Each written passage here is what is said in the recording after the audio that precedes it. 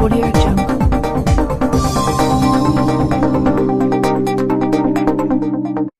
नमस्कार दोस्तों, स्वागत है आप सबका मेरे इस YouTube चैनल में, जहां पे हम बात करते हैं शेयर मार्केट के बारे में, इन्वेस्टमेंट के बारे में, स्टॉक मार्केट के बारे में, बिटकॉइन के बारे में, क्रिप्टो करेंसी के बारे में और उन सारी चीजों के बारे में जहां पे आप अपना पैसा लगा सकते हैं और मोटा मुनाफा कमा सकते हैं दोस्तों।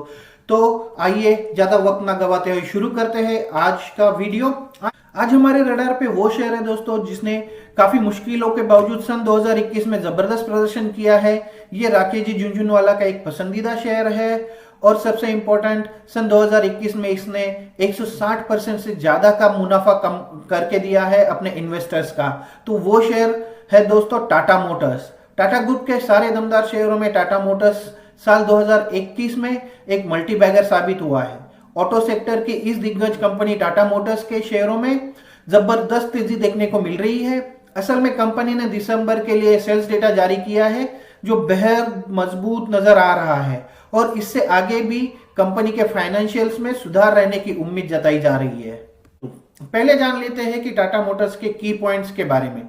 टाटा मोटर्स एक लीडिंग ग्लोबल ऑटोमोबाइल मैन्युफैक्चरर है। इनके पास car, sports, utilities, trucks, buses और डिफेंस वाहनों का एक विस्तृत पोर्टफोलियो अवेलेबल है। टाटा मोटर्स के भारत, यूके, साउथ कोरिया, दक्षिण अफ्रीका, चीन, ब्राजील, ऑस्ट्रिया और स्लोवाकिया में ऑपरेशंस अवेलेबल है, जहां पे उन्होंने काफी लोकल कंपनीज के साथ टाई अप भी किया है। और इसमें सबसे इंपॉर्टेंट है यूके में जगुआर लैंड रोवर के साथ और दक्षिण कोरिया में टाटा डेवू के साथ इनका जो जॉइंट वेंचर है वो काफी तगड़ा है दोस्तों। टाटा मोटर्स के बिजनेस पर एक नजर डाल लेते हैं। टाटा मोटर्स में सबसे पहले नाम आता है जगुआर या लैंड रोवर लिमिटेड का। सन 2008 में टाटा मोटर्स ने फोर्ड से ब्रिटिश आइकॉनिक ब्रांड जगुआर और लैंड रोवर को खरीदा था और 2013 में दोनों ब्रांड्स को एक साथ मिला दिया। टाटा मोटर्स की बिक्री में आज भी JLR का एक प्रमुख योगदान है दोस्तों। दूसरा नाम अगर हम ले तो टाटा देवू कमर्शियल व्हीकल कंपनी लिमिटेड का। 2004 में टाटा ने कोरिया के दूसरे सबसे बड़े ट्रक निर्माता देवू के कमर्शियल वाहनों को एक्वायर किया। आज ये जो मर्जिंग है एक ग्लोबल प्लेयर बनकर उभरा है दोस्तों और ये 60 कंट्रीज से अधिक देशों को एक्सपोर्ट करता है। 60 देशों से ज्यादा देशों को ये एक्सपोर्ट करता है दोस्तों।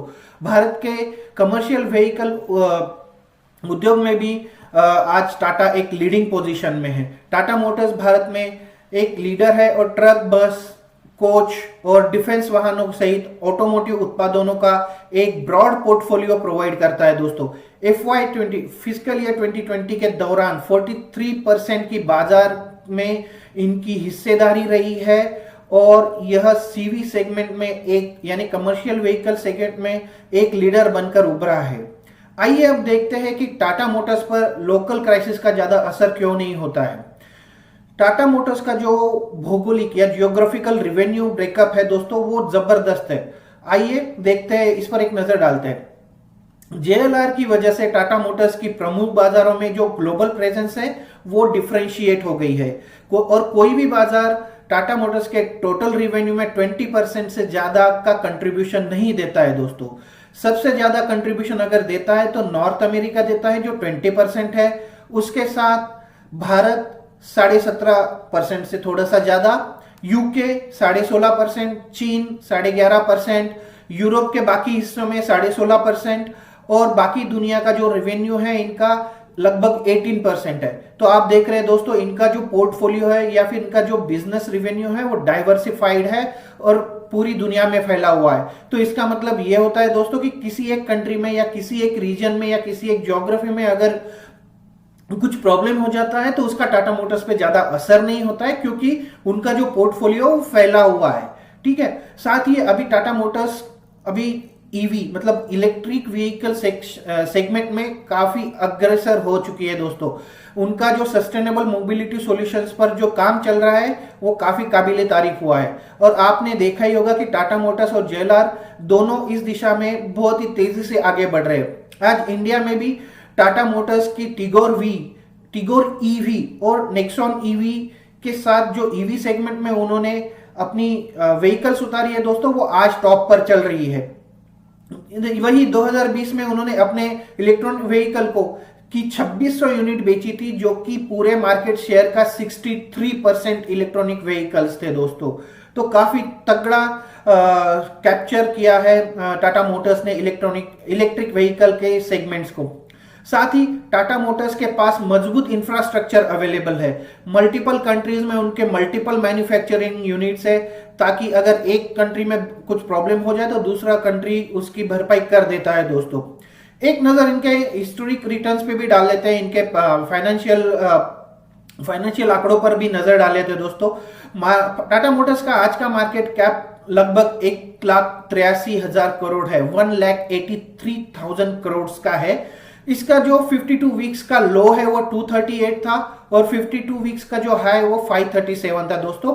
और 2021 के अगर रिटर्न की बात करें तो बहुत तगड़ा रिटर्न मिला है दोस्तों। 1 जनवरी 2021 की जो टाटा मोटर्स के शेयर की प्राइस थी 185 रुपीज थी, और 31 दिसंबर की अगर आप प्राइस देखें तो 485 पर शेयर, 300 रुपीज का मुनाफा हुआ है इन्वेस्टर्स को। अगर हम इसको परसेंटेज में कैलकुलेट करें कि पूरे 2021 में टाटा मोटर्स ने मोर देन 160%, 160% से ज्यादा का रिटर्न दिया है उनके इन्वेस्टर्स को।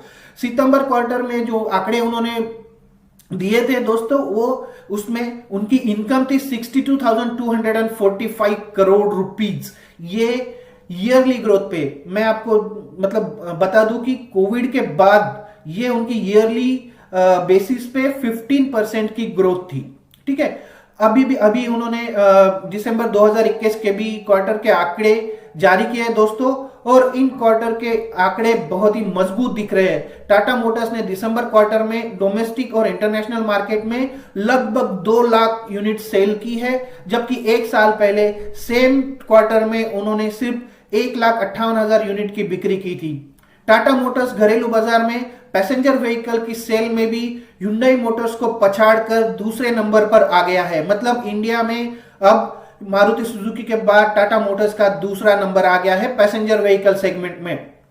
तीसरे क्वार्टर के दौरान उन्होंने कुल 99,000 की पैसेंजर व्हीकल की सेल की थी, जो पिछले साल की सेम क्वार्टर से 68,000 जो नंबर था उससे 44% ज्यादा है।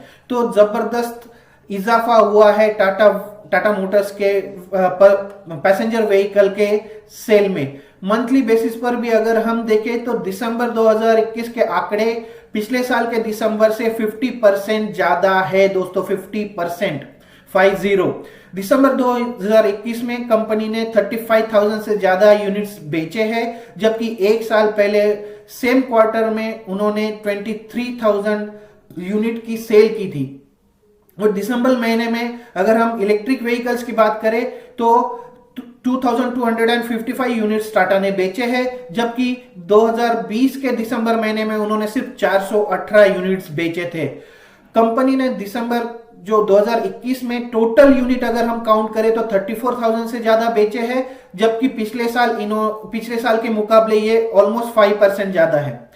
अब जानते हैं, क्योंकि हम टाटा मोटर्स का पूरा विश्लेषण कर रहे हैं, पूरा एनालिसिस कर रहे हैं, उनके फ्यूचर प्लान्स के बारे में जान लेते हैं, ताकि आपको तसल्ली हो जाए कि अगर आप टाटा मोटर्स में इन्वेस्ट करने जा रहे हो तो आपका पैसा सुरक्षित रहेगा। सबसे इंपॉर्टेंट, उनका इलेक्ट्रिक व्हीकल सेगमेंट में बहुत ही एग्रेसिव प्लान हो रहा है। टाटा मोटर्स को कमर्शियल व्हीकल्स में अप साइकिल का फायदा मिलेगा दोस्तों आने वाले टाइम में। वही कंपनी का डोमेस्टिक मार्केट में भी पैसेंजर व्हीकल्स का पे भरोसा बढ़ रहा है, उनकी सेल बढ़ रही है। अब जैसे जैसे उनका जो चिप शॉर्टेज का इशू था, जैसे जैसे वो प्रॉब्लम सॉल्व होता जाएगा, उनके JLR यानी जैगुआर लैंड रोवर के सेल में भी हमें इजाफा देखने को मिलेगा, उसमें मजबूती आने वाली है दोस्तों। और इलेक्ट्रिक व्हीकल के सेगमेंट में भी उनका मतलब बहुत ही एग्रेसिव प्लान है, और 2026 तक minimum 10 electric vehicles product launch करने की प्लान है टाटा मोटर्स की। तो और अभी के इंडिया के हिसाब से अगर देखा जाए तो टाटा मोटर्स एक डोमिनेंस पोजीशन पर है इलेक्ट्रिक व्हीकल सेगमेंट में। अब देखते हैं कि अगला मुनाफा रिटर्न क्या मिलने वाला है। मजबूत रिटर्न की गुंजाइश अभी दिख रही है हमें, और उनका मुनाफा जो है, उनका प्रॉफिट जो है वो बेहतर रहने की उम्मीद है। अगर आंकड़ों में देखा जाए तो FY 2023 में उनके ईयरली बेसिस पर 64.8% पैट ग्रोथ रह सकती है। ऑलमोस्ट 65% की पैट एक्सपेक्ट कर रहे हैं। वही मतलब अगले 2 सालों में इनके रिवेन्यू में ऑलमोस्ट 17% का CAGR ग्रोथ मतलब एक्सपेक्टेड है दोस्तों। अब देख लेते हैं टाटा मोटर्स की टारगेट प्राइस क्या होगी। तो अगर एनालिसिस प्रॉपरली किया जाए और अगर उनके एग्रेसिव प्लान को देखा जाए तो मिनिमम 600 या 630 तक इनकी जो प्राइस है, टारगेट प्राइस है, वो जा रही है दोस्तों।